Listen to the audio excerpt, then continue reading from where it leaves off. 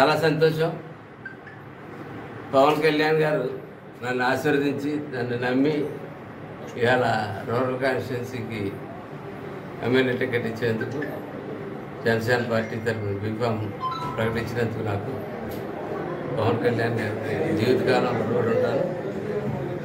అలాగే మా జనసేన పార్టీతో పొత్తులో ఉన్నటువంటి పార్టీ నాయకుడు చంద్రబాబు నాయుడు గారికి కూడా ధన్యవాదాలు తెలియజేస్తా ఉన్నాను. మా చైర్మన్ గారు బీఎస్సీ కమిటీలో ఉన్నాం. మా కమిటీ చైర్మన్ గారు నాదెల్ మనోహర్ గారికి, మా పొలిటికల్ సెక్రటరీ హరిప్రసాద్ గారికి, అందరికీ కూడా నాయకులందరికీ కూడా ధన్యవాదాలు తెలియజేస్తాను. నేను ఇవాళ చెప్తా ఉన్నాను, 2 అంశాలు నా మీద ఉన్నాయి.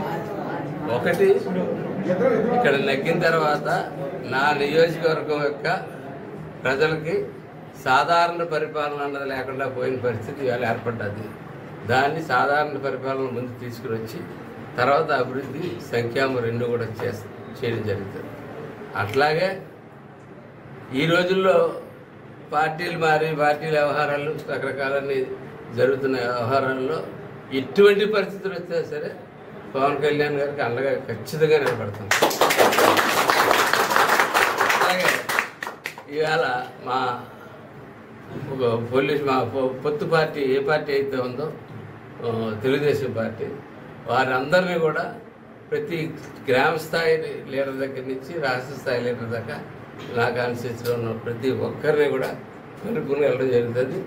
వారి వేళ నుంచి మా కుటుంబంలో సభ్యుల కిందే చూస్తాం తప్ప వాళ్ళు ఏదో తెలుగుదేశం పార్టీ వీళ్ళు జనసేన పార్టీ వాళ్ళు వేరు వీళ్ళు వేరు అన్నట్టు ఎట్టి పరిస్థితుల్ని చేయడం కానీ కుల మతాలను తావు ఇవ్వడం కానీ ఎట్టి పరిస్థితుల్లో నేను చేయనని చెప్తా ఉన్నాను.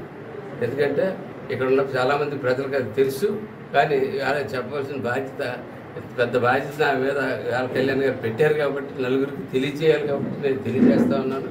ఖచ్చితంగా తెలుగుదేశం పార్టీ, జనసేన పార్టీ, ఒకవేళ బీజేపీ పార్టీ కూడా కలిసి వస్తే బీజేపీ పార్టీ కూడా అందరూ కలిసి ఖచ్చితంగా ఈ రాష్ట్రంలో అలాగే ప్రధానంగా ఈ కాకినాడ జిల్లాలో కాకినాడలో ఇక్కడ ఉన్న అక్రమాలకి ఎదురెట్టి పోరాడతాం.